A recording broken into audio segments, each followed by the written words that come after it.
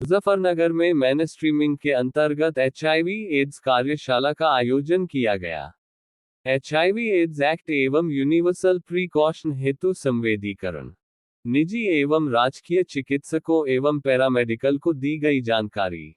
डा. सुनील तेवतिया, सीएमओ मुजफ्फरनगर। मुजफ्फरनगर, शुक्रवार को मेनस्ट्रीमिंग के अंतर्गत जनपद स्तरीय कार्यशाला का आयोजन रेड क्रॉस भवन सभागार, मुजफ्फरनगर में किया गया।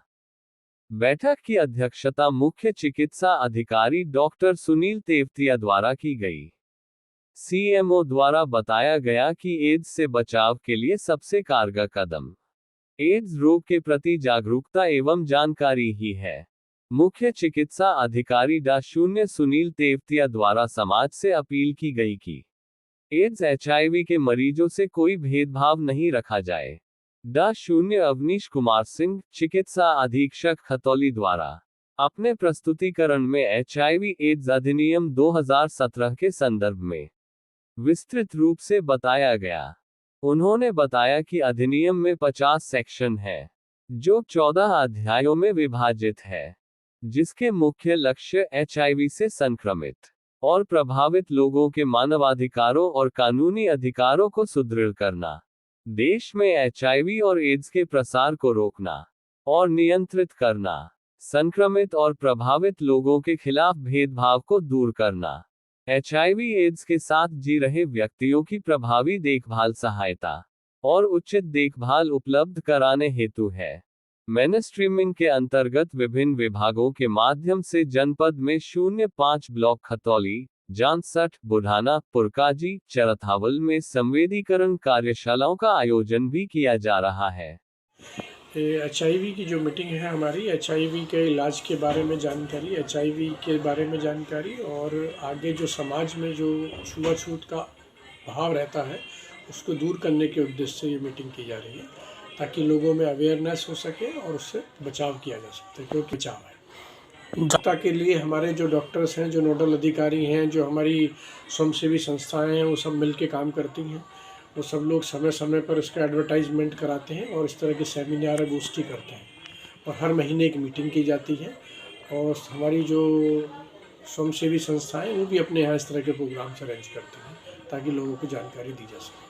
मोटिव, अब देखिए, इलाज के बारे में तो लोगों को पता ही है और बचाव कैसे हो सकता है ये भी पता है, फैलता कैसे है ये भी लोगों को काफ़ी हद तक बताया जा रहा है।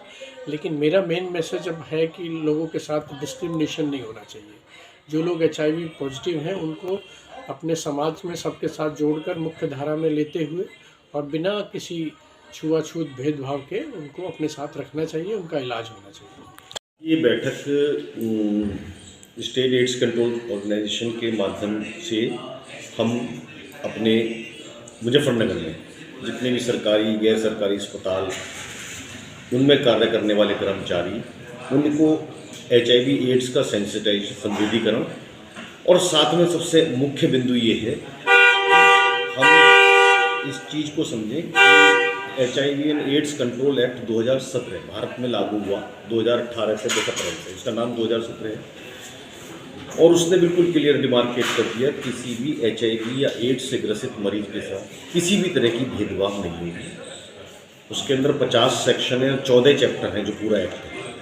उसके अंदर अलग अलग प्रावधान दिए गए हैं कि क्या क्या हम एचआईवी या एड्स वाले व्यक्ति के साथ डिस्क्रिमिनेशन करते हैं तो वो दंडात्मक हो सकता है। पता इसी चीज़ के लिए कि एचआईवी एड्स को फैलाव से रोकने के लिए, जिसमें आज की तारीख में हमारा 95 का एक रूल चलता है, जिसमें पहले 95 का मतलब ये कि आम जनता को जितनी भी है उनको 95% को अपने एचआईवी स्टेटस की जानकारी होनी चाहिए। उसमें अगर जो भी एचआईवी पॉजिटिव आते हैं उनको कम से कम तो मतलब वैसे तो 100 के 100% इलाज पर आने चाहिए, 95% इलाज पर। और तीसरा ये होता है जो मरीज हमारे इलाज पर हैं उनका एक वायरल लोड होता है वो नीचे कम होना चाहिए। ये इसका 95 होता है। तो आज के इस बैठक के बाद हम सब लोगों को सेंसिटाइज कर रहे हैं कि एक तो अपना बचाव, फैलाव कैसे रोकें और किसी भी एचआईवी एड्स के मरीज के साथ भेदभाव ना करें, क्योंकि उसके लिए दंडात्मक प्रक्रिया भी है। और दंडात्मक का मतलब हमको यही समझाना है कि आप मरीज को एक सामान्य नागरिक, सामान्य इंसान समझे, कोई उसके साथ भेदभाव ना हो।